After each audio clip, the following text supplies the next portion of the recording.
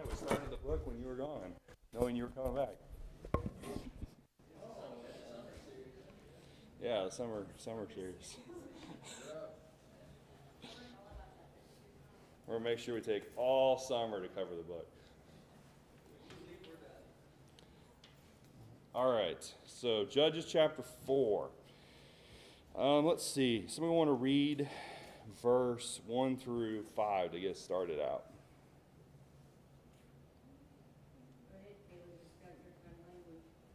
Judges 4, 1 through 4 will give our world.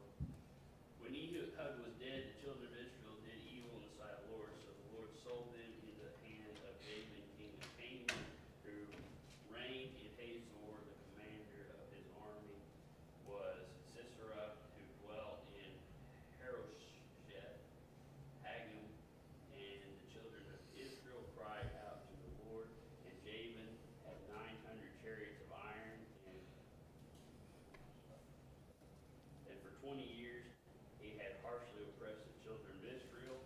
Now Deborah the prophetess, the wife of Libeth, was judging Israel at that time. Through there 5. And she would sit under the palm tree of Deborah between Ramah and Bethel in the mountains of Ephraim, and the children of Israel came up to her for judgment. All right, so as we start this chapter, we talked about this a little bit last week, but it says while Ehud was dead, when Ehud was dead. And so how much rest did they have with Ehud? Okay. I think it was 80 years. 80 years of, which usually is around 40, so that's a good guess. But 80 years of rest. And as we talked about, Shamgar was also a judge. And so when you tie chapter 3 and 4 together, it seems like that Shamgar was also during the same time of Ehud, or during that time of either when he was judging and fighting or that peacetime that was there. And so remember, Ehud, his fighting was over here against the Moabites, and that would have been on the eastern front. And then Shamgar was fighting the Philistines over in this area on the western side of Israel. And so when you tie that in with verse 1, it seems like that they were working during the same times. And so after this period of peace, which was 80 years, the children of Israel did evil again in the sight of the Lord. So again, we're seeing this cycle over and over and over again of them going into oppression. And so verse 2 and 3, so the Lord sold them into the hand of Jabin, king of Canaan, who reigned in Hazor. Now, as we talked about, who's in control of the nations? I can't stress that enough as we go through this book. I think that is one theme we see over and over again, and is that God is always in control. He is in control of when Israel is in power and when they go into oppression. He is in control of the nations around Israel and when they come to power, and that's the case here. And so that theme continues through this book. And so if that's the case, then what is it today? Is it the same? Yes. And so, the reason that those that are in power, Romans 14, is because of the fact that God put them there. And so our nation is where it is today because God's allowing it to be, but that could change at any time. And so, again, we see this of God having that control, verse 2, and sold them into the hand of Jabin, king of Canaan. Now, this is going to be our fourth oppression. And so the oppressor is going to be Jabin, king of the Canaanites. So what is Canaan? You look at the map. Where is Canaan at? It's, the promised land. Basically the whole area. And so we're going to see that this oppression is going to really be mainly up in Galilee, in that area. And so the oppressors, Jabin, it's going to be for 20 years. They're going to have 40 years of rest. And then, of course, the judge is Deborah. And that's who we're going to be focusing on. And so Jabin, So I'm going to read Joshua 11 and verse 1. And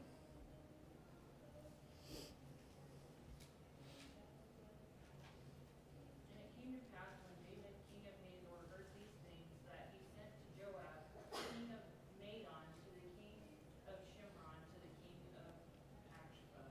All right, so that's during the time of Joshua. We learn about a man named Jabin who was king of Hazor.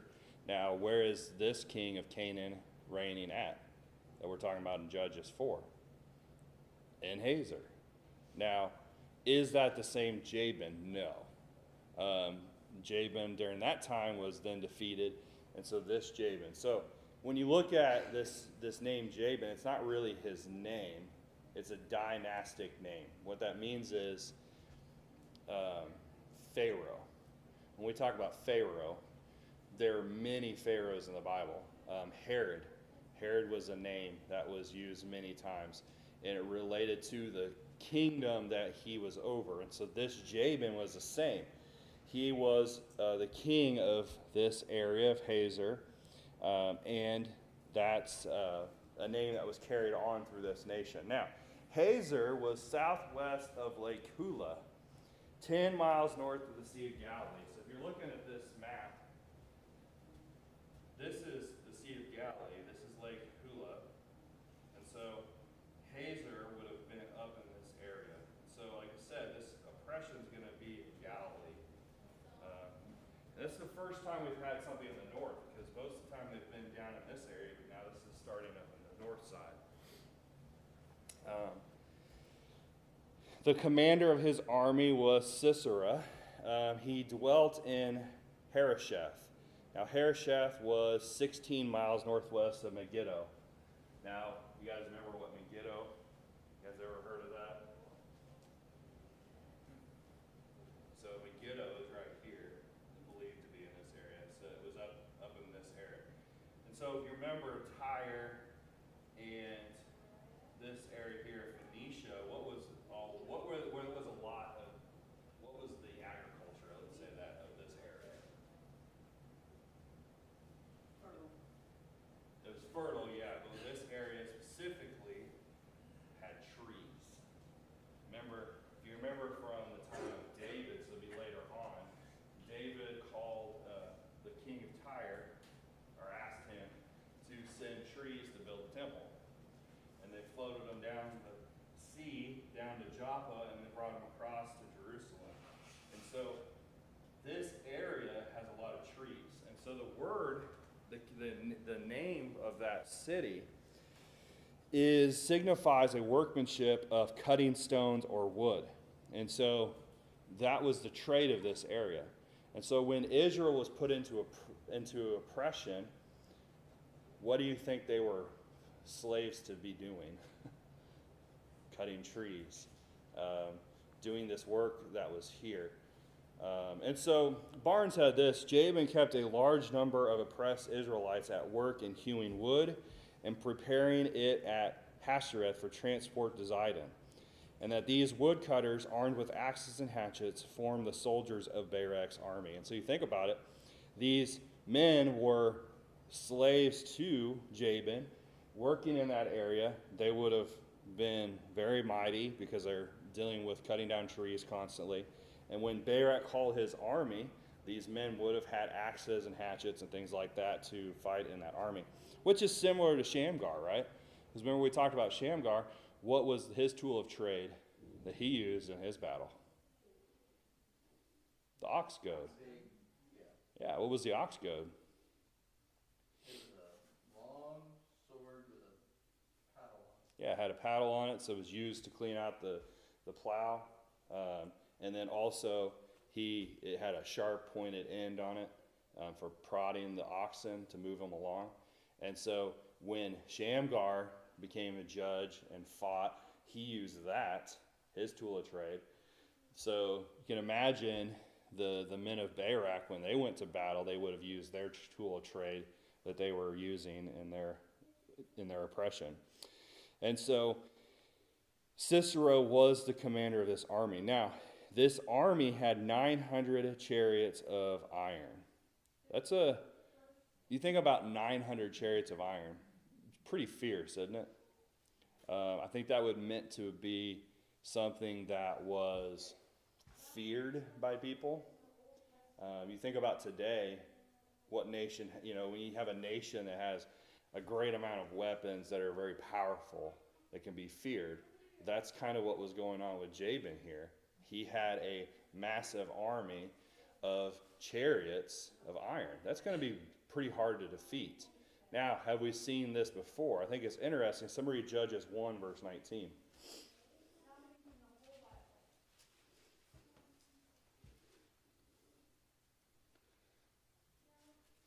And the Lord was with Judah, and he drove out the inhabitants of the mountain, but could not drive out the inhabitants of the valley, because they had chariots of iron.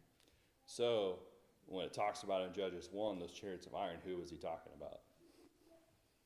It would have been these kings of Jabin, this nation, the Canaanites. So I think that's interesting. You go back to Judges 1, they didn't drive out those nations. Were they able to? Did they have the power to drive out those inhabitants with those chariots of iron? For sure.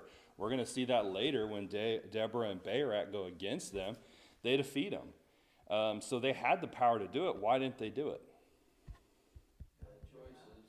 Bad choices. I look at it as a bad choice for sure, and then also they had fear, right? It was a similar fear that they had when they saw the giants when they come and spied out the land. They didn't do what God said, and because of that, now here we are several years later, and these people that they did not drive out now are their oppressors, and they're dealing with the consequence of that. And so, verse 3, it says, "And the children of Israel cried out to the Lord, for Jabin had 900 chariots of iron. For 20 years he had harshly oppressed the children of Israel." Now, the Barnes had an interesting note on this. Somebody read Exodus 3 and verse 9.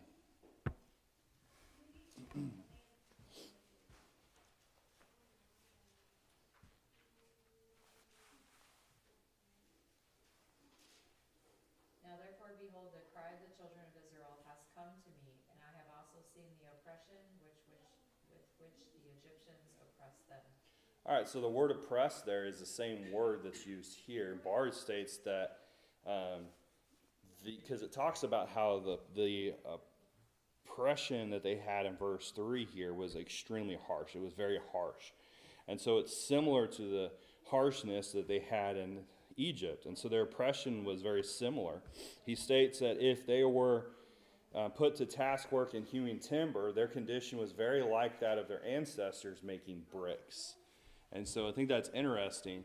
Their oppression was very similar to what they had dealt with in Egypt. There they were making bricks. Here they're dealing with trees, the workmanship there as slaves, and it was very harsh. And so they're crying out to God and wanting God to relieve them of that oppression. And so God hears them. Verse 4, "Now Deborah the prophetess, the wife of Lapidoth, was judging Israel at that time. And she would sit under the palm tree of Deborah between Ramah and Bethel in the mountains of Ephraim. And the children of Israel came to her for judgment." And so we learn about Deborah. Now Deborah was a prophetess. Her name means a bee, which is interesting. She had a similar name to Rebekah's handmaid. If you go back to Genesis 35, verse 8, Rebekah's handmaid name was Deborah. Same name, same meaning, a bee. But it's just interesting. But she here was a prophetess. God had appointed her as this prophetess. And obviously, she had some recognition. She had some respect from the people because they came to her. They came to her for their civil matters. They came to her for how to handle situations. And she shows her prophetic power. Verse 6, verse 9, verse 14, which is verses we're going to go to. But she's showing that power that she has. Think about it. When she calls for Barak, he comes. He doesn't say, "Oh, I'm not going to listen to her." When she calls for Barak to come to fight, he listens. And so she obviously had a lot of influence in the nation. with all the prophetic work she was doing. Now, other prophetesses in the Bible. So I'm going to read Exodus 15 and verse 20.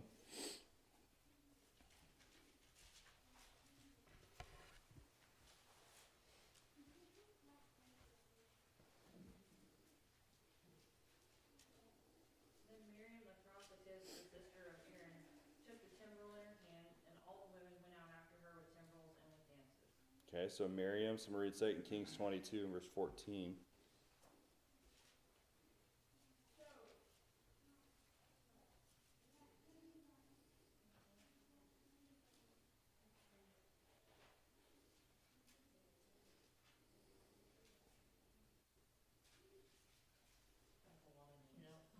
Okay.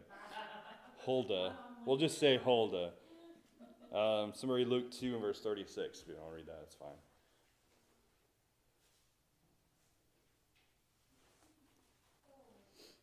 Luke 2 and verse 36. Sorry, I forget you guys don't have notes, so I'll try to repeat it if you don't catch it.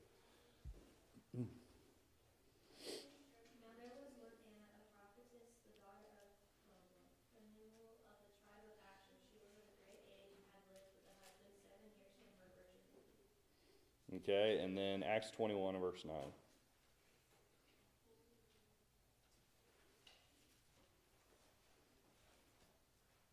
this man had 4 virgin daughters who prophesied. Okay, so that's Philip's 4 virgin daughters. And so there's several different occasions we see in the Bible of different prophetesses, and they all had a purpose. They all had a reason why God chose them to be a prophetess. And I think that is similar to what we see here. Why do you think that Deborah was needed to be a judge and a prophetess at this time?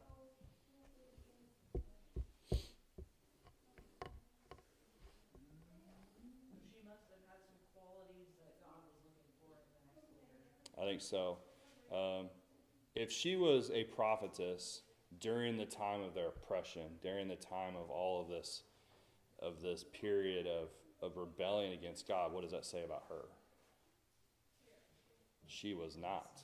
She was following God, right? God was speaking through her to the people. That's what a prophet would do.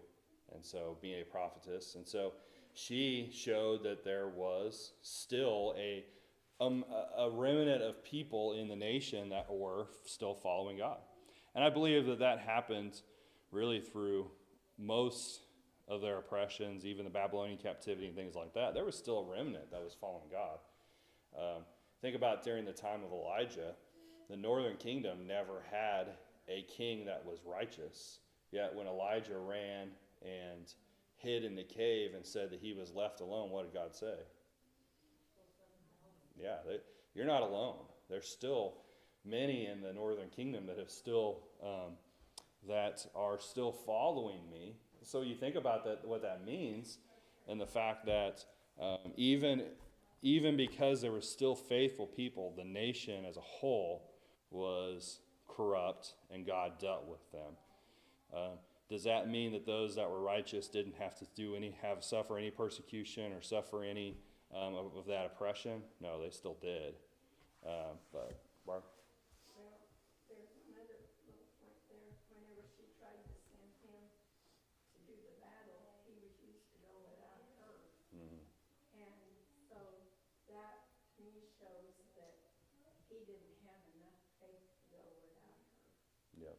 And she told him that he would not get the point. The glory, the honor. Yeah. For that. Yeah. And so that shows me that he just didn't have enough faith. Yeah. And it also shows me that during that time there was no men that were willing to stand up like God wanted them to. And so he called for her to be the prophetess, to be his judge, and that's what was needed because there was no men willing to stand up at that time. Now, fast forward to today, to the New Testament. Of course, God has set in order the way things are supposed to be with leadership and things like that. So we're not talking about the time of Deborah. That was different. But today, we have a lot of women that are trying to become leaders in the church in some areas. Why do you think that's the case? Weak men. They're not standing up, doing their job like their God has stated them for them to do. And so, there's always going to be someone that's willing to do it, and it may not be in the way God said. Our society is trying to make weak men too. Yeah. It's our culture, it's everything in the news, it's the TV, the portrayal of the father is always the dumb drunk, Mm-hmm. and so that's the culture we're living in. It's Yeah. not great. It is. And we need to change that. And that culture is the way we change that culture is by us as parents teaching our children differently. Teaching them to be men, teaching them to grow up to be men, to be husbands, fathers like they need to be, and to stand up and be leaders. And so, we can change that, but you're right. It's all over TV. It's all over. That's how it's portrayed in our world today. We've got to change that, because if we don't, we'll end up in a situation we don't need to be. Now, I'm not saying that was during the time of Deborah. This was the time. This is what God had chose to do during that time. That's a different time. But we can learn from that. There was no men willing to stand up. And even when Barak was given the opportunity, he didn't want to. And so she says, well, you're not going to receive the honor a woman is. And that was Jael. We're going to see that. And so there's a lot of things we can learn from that. But she was a judge to God, or to Israel. And so when we look at her position, she not only brought about the message of God into the people that needed, she also dealt with the military aspect of it. She was their leader. Even though Barak was going out fighting, she was there as a leader of the situation. So she was a military leader, which we see that with Judges. But she also dealt with the civil matters of the people. And so Judges had a purpose, and so more than just a military might. And so she filled that void, and it says she was under a palm tree in Ephraim where people would come to her, and it called it the palm tree of Deborah, if I remember right, the palm tree of Deborah. Now some want to say, well, that was the Deborah that was Rebecca's handmaid. When she died, she was buried under a tree, and this is that same tree. That's not, because if you go back to Genesis 35, she was buried under an oak, and this is a palm tree, so it's different. But this was a specific spot that she chose to be. And some would say that even with that language, that they would go up to her, showed her stance in how she was leading the people as God wanted her to. And so, let's now get to, that's good for that. Let's start with verse 6, and let's read verse 6 through verse 9, please. 4:6.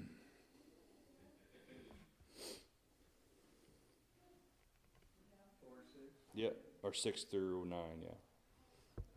She sent and summoned Barak, the son of Abinadab, from Kadesh Nephtha, and said to him, "He is not the Lord, the God of Israel, commanded you to go gather your men at Mount Tabor, taking 10,000 from the people of Naphtali, the people of Naphtali, and I will draw out a sister." Where am I going? 9, you said? Yeah, 9. Sister of the general of Jabin's army to meet you by the river Kishon with chariots and his troops, and I will give him into your hand. Barak said to her, "If you will go with me, I will go, but if you will not go with me, I will not go." And he said, "I will surely go with you. Nevertheless, road on which you are going will not lead to your glory, for the Lord will sell Sisera into the hand of a woman." Then Deborah arose and went with Barak to Kadesh. All right, so she sends and calls for Barak. It says the son of Abinadab from Kadesh and Naphtali. And so we don't know too much about Barak. We're not told except what is stated here in the scriptures. His name means lightning, which is interesting. His name means lightning. But she calls for him, and as I stated before, when she calls for him, he answers. He goes to her. And so obviously she was respected by the people. And so here Barak from Kadesh and Naphtali.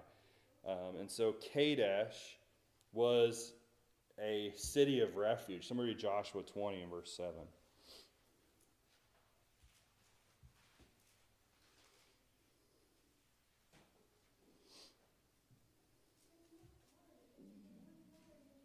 So they appointed Kadesh in Galilee, in the mountains of Naphtali, Shechem in the mountains of Ephraim, and Kirjath Arba, which is Hebron, in the mountains of Judah. Okay, so Kadesh and Naphtali, it stated there, it was in the area of Galilee. So again, here we are still working this area. Kadesh on this map is up here by Lake Eula. We don't really talk much about these tribes that we're seeing here, or do we? Naphtali, we don't really talk about Naphtali much. Usually when we're talking about the children of Israel, we talk about Judah, Benjamin, Samaria, some of the, not Samaria, but some of those more known. But here we're talking about Naphtali and some of the nations that are called to go. Ephraim, Benjamin, Machar, Issachar, Naphtali, and Zebulun are all going to be nations that are called in time to fight in this battle. That is really a lot of the northern tribes that we see. It's not shown on this map. We could change it, but this area where they're fighting. And so she calls for him. And I think this is interesting. If you notice from verse 6 through verse 7, at the end of verse 7, there's a question mark. I think that's interesting. I haven't really decided what that fully means. When you think about that question mark, usually that's a question, right? And so you could look at it two different ways. You could say she's saying, hasn't God already told you to do this and you haven't done it yet? Now it's time to go. Or it could be a rhetorical question. But they already know the answer, yeah. So I think it could be that rhetorical question in the sense of, God he's going before you in battle. You should know this, so go do it. Or it could be that God had already told Barak to go and he hasn't done it. I'm not sure. I think that's interesting that is a question mark at the end. But we see it says, has not the Lord God commanded, go and deploy troops at Mount Tabor? So Mount Tabor is a mountain that stands 1,843 feet above sea level. It has a flat surface on the top, where in New Testament times there's going to be a town on it, which has really steep sides, and it provided a very secure position for Barak's men. This would have overlooked the eastern part of the plain of Escalon, which is close to so the valley of Escalon is right here. And so it would have given a very good view of this valley area. And we're going to talk about the Kishon River, which is right here, later. So it's an interesting place. And she told him that were you not supposed to get your troops, deploy them there, and he was to have 10,000 men. These are from Naphtali and Zebulun. Now, we go over to chapter 5 of Judges. We're told that there are more. We're not going to read all of it, but as you read through the book, the chapter 5, you'll find more names. Ephraim, Benjamin, Machar, and Issachar. They're going to be mentioned in that chapter. Those are all other groups that were called to fight along this battle. So was there more than just one battle? I think there was. First, you have this main battle that we see in chapter 4, and then later on there's going to be more battles, because the fighting's not going to end with just one battle. There's going to be more.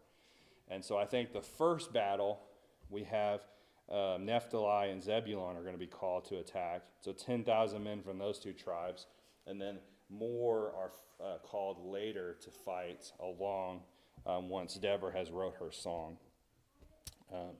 But there was 10,000 men.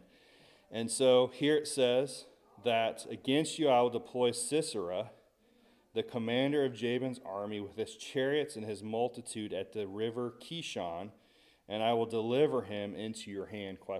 Now, Sisera, notice it says here, God is going to deploy Sisera. What does that mean?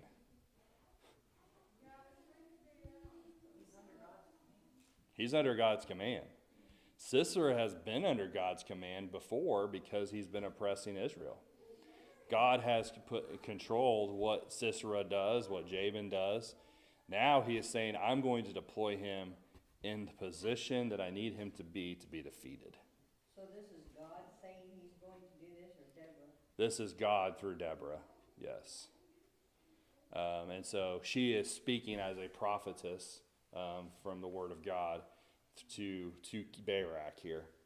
And so God is saying, I will deploy him against you. And so it says, I will deploy him in the river Kishon, or river Kishon.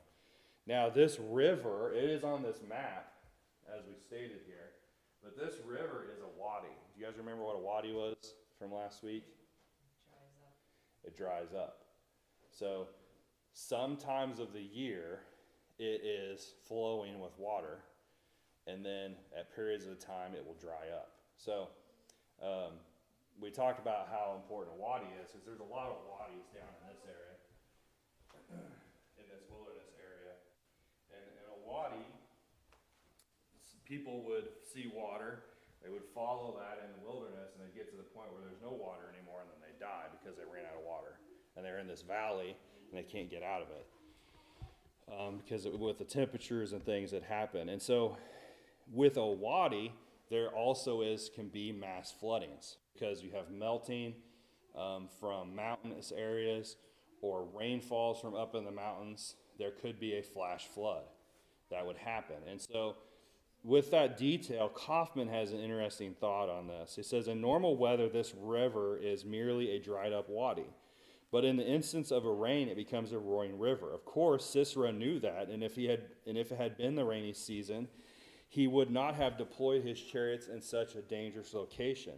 This indicates that it was certainly an unexpected and untimely rain that turned this battle into the advantage of the Israelites. Now, the Bible does not tell us that there was a rain and that it caused problems from Sisera, but somebody read verse 15 real quick of chapter 4. And the Lord routed Sisera and all his chariots and all his army with the edge of the sword before Barak. And Sisera alighted from his chariot and fled away on foot. So we have Sisera getting out of his chariot and running and getting away from the battle. Now, Kaufman takes this to mean that since this is a wadi, that God would have brought about a rain to cause their chariots to get stuck, and then they would have lost the battle. That's an interesting take. The Bible doesn't tell us that, but I think that's an interesting detail. It could have. Since this river is a wadi, God could have used the rain to cause this his army that was sitting in this basin to then get stuck and easily be defeated. I don't know. Interesting take. I thought I'd share with you guys. And so verse 8, it says, and Barak said to her, if you will go with me, then I will go. But if you will not go with me, I will not go. And so Barak will not go. Why? There's different thoughts. It doesn't tell us. But why doesn't he want to go? Well, he could be afraid. Barb brought up earlier he didn't have enough faith. I think that could be a big part of it. He didn't have the faith. I think that's what that question mark's about. It's conditional, that I will deliver him into your hand if you do as you're told. Mm-hmm. So I feel like the question mark on that statement is, as long as you follow my instruction. Because here it seems like he's balking. Yeah. Mm-hmm. Not sure he wants to go, and why would he need her to go? So at the beginning of the quote in verse 6, then the question is asked, has not the Lord God of Israel said? So it's all a question. Yeah. That's has he said. So that's a statement. This is what God said. And so basically, why haven't you gone? Because God said go. Mm-hmm. And it's conditional for sure. Because, of course, God has delivered them into his hand, but Barak's still got to go. The army's still got to go and fight. And so if they don't go, of course, it's not going to happen. And so he knows that, and why he doesn't go, he's apprehensive in going. Maybe he's afraid. Maybe it could be something else. But his reaction is really not much different than others we've seen in the Bible, is it? Was Moses hesitant in going and doing what God said? Yeah. Was Gideon? We haven't talked about Gideon yet, but was Gideon apprehensive in going? Yes. So I don't think it was terrible in his fact, but why? What caused him to do that? Maybe it was his faith, and he was afraid. He knew that if she went, she was a prophetess of God, that it would happen, right? I don't know. We're not told, but it's interesting to think about. And the lack of faith, is that the same thing? Is that the definition of fear, is the lack of faith? I think it can be when it comes to fearing in life. When it comes to disobedience, well, I think you could definitely be afraid and still Still do have it. faith. But still do in it, what you yeah. do. Yeah. That makes sense. I'm not Yep. saying that it's saying, I'm saying. I definitely think fear can cause you to lose your faith. Yeah. For sure. But, each one of these men that did the God's bidding probably still had fear. Oh, yeah. Yeah, Yeah. you're right, and they still did it. But they did it because they knew God was with them. And that's what Deborah's trying to show him, is God he's already handed them to you. All you have to do is go do it, which is God has done throughout And that shows all lack of our faith, time. because you're not sure if he's gonna do it. Yeah, It's a vicious cycle. it is. It's the fear we have today, that we fear God, but we have faith. We don't do what's asked, and we know what's going to happen. Yeah, exactly. Because a proper fear of God is what we should have, right? All right, any more questions or comments? We're out of time. All right, thank you guys.